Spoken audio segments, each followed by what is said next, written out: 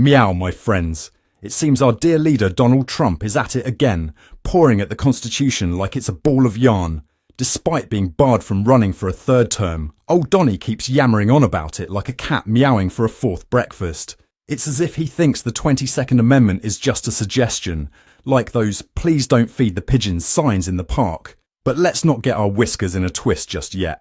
The 5501 movement, that's 50 protests, 50 states, one movement for you kittens keeping score at home, is making more noise than a room full of laser pointers. Started by a Reddit user named evolved_fungi back in January, these protests have been scratching at the door of democracy since February 5th. Sydney Wilson, the movement's national press liaison, has been hissing and spitting about the urgency of these protests faster than you can say constitutional crisis. And meow, let me tell you, these protests are no small hairball.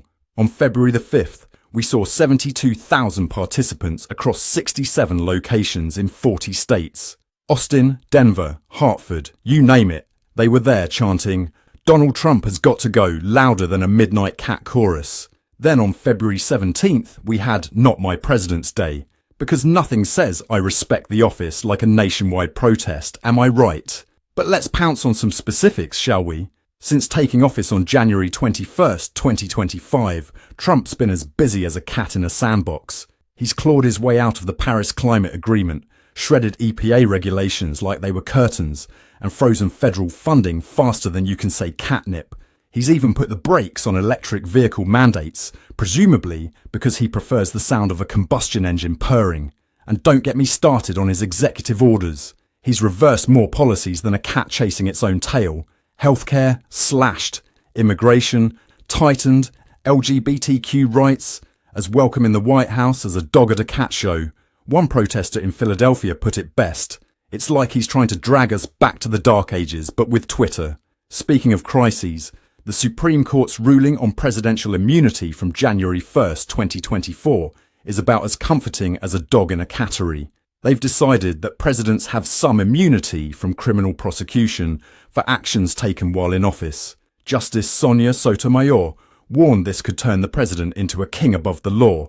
Well, meow, if that doesn't make your tail puff up, I don't know what will. And let's not forget our tech overlord, Elon Musk, now heading the Department of Government Efficiency. Because nothing says democracy like letting a billionaire with a Twitter addiction run a government department. One protester quipped, "I'm here because Elon Musk is where he's not supposed to be.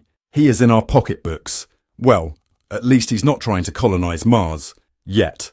Trump himself? He's been yowling about a third term like a cat demanding treats. "We're going to straighten out our country," he says. Well, my friends, if by straighten out he means twist into a pretzel, then mission accomplished. His supporters are lapping it up like cream, while critics are hissing louder than a feral cat at a dog show. The economy's reaction has been about as predictable as a cat chasing a red dot. With inflation projected between 2.2 and 2.4% for 2025 and unemployment at 4%, things were looking as cozy as a warm sunbeam. But Trump's proposed tariffs, 25% on goods from Mexico and Canada, 10% on China, have the market hissing like a wet cat. Financial experts are warning it could be the biggest tax increase in over 2 decades. Talk about a hairball for the economy to cough up.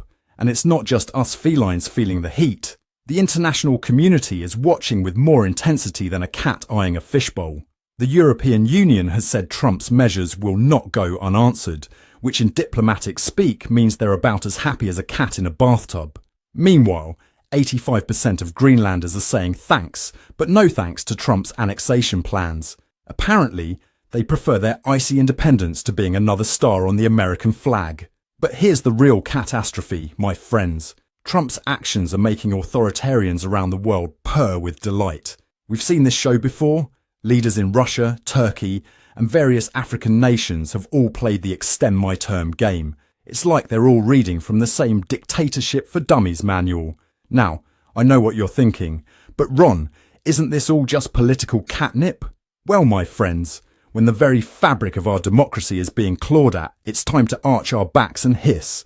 We're seeing a pattern that's more alarming than a cucumber sneaking up on a cat. From Project 2025's aim to reshape the government, to the erosion of checks and balances, it's clear that our democratic scratching post is under attack. So, my feline friends, If this news has you feeling like you've just coughed up a particularly nasty furball, you're not alone. But remember, in the litter box of democracy, we all have a responsibility to clean up the mess. If you're feeling as scratched up about this as I am, make sure to leave a comment below with your thoughts. And if you want to stay up to date on all the political hairballs, don't forget to subscribe to our channel faster than a cat on a hot tin roof. Because at the end of the day, whether you're a Democrat or a Republican, we all want the same thing.